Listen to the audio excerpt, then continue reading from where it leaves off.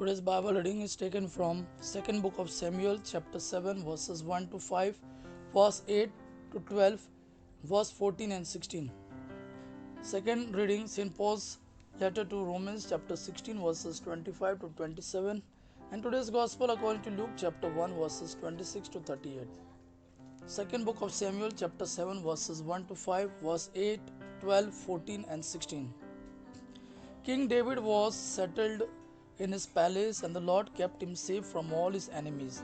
And the king said to the prophet Nathan, "Here I am living in a house built of cedar, but God's covenant box is kept in a tent." Nathan answered, "Do whatever you have in mind, because the Lord is with you." But that night the Lord said to Nathan, "Go and tell my servant David that I say to him, You are not the one to build a temple for me to live in. I took you from looking after sheep in the fields and made you the rulers of my people Israel. I have been with you wherever you have gone, and I have defeated all your enemies as you advance. I will make you as famous as the greatest leaders in the world. I have chosen a place for my people Israel and have settled them there, where they will live without being oppressed anymore. Ever since they entered this land, they have been attacked by violent people, but this will not happen again. I promise to keep you safe from all enemies and from all your enemies and to give you descendants.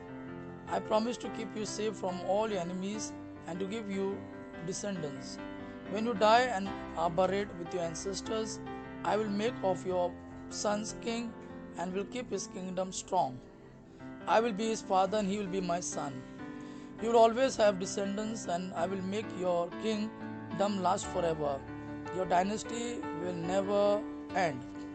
Today's second reading, St. Paul's letter to Romans chapter 16 verses 25 to 27. St. Paul's letter to Romans chapter 16 verses 25 to 27. Let us give glory to God. He is able to make you stand firm in your faith according to the good news I preach about Jesus Christ, and according to the revelation of the sacred truth which was hidden for long ages in the past. Now, however, the truth has been brought out into open through the writings of the prophets, and by the command of the eternal God, it is made known to all nations so that they all may believe and obey. To the only God who alone is all wise be glory through Jesus Christ forever. Amen. Today's Gospel according to Luke chapter 1 verses 26 to 38. In the 6th month of Elizabeth's pregnancy, God sent the angel Gabriel to a town in Galilee named Nazareth. He had a message for a girl promised in marriage to a man named Joseph, who was descendant of King David. The girl's name was Mary. The angel came to her and said, "Peace be with you. The Lord is with you and has greatly blessed you." Mary was deeply troubled by the angel's message, and she wondered what his word meant. The angel said to her, "Don't be afraid, Mary. God has been gracious to you. You will become pregnant and give birth to a son, and you will name him Jesus. He will be great and will be called Son of the Most High God. The Lord God will make him a king as his ancestor David was, and he will be the king of the descendants of Jacob forever. His kingdom will never end." Mary said to the angel, "I am a virgin. How then can this be?" The angel answered, "The Holy Spirit will come on you, and God's power will rest upon you. For this reason, the Holy Child will be called the Son of God. Remember your relative Elizabeth.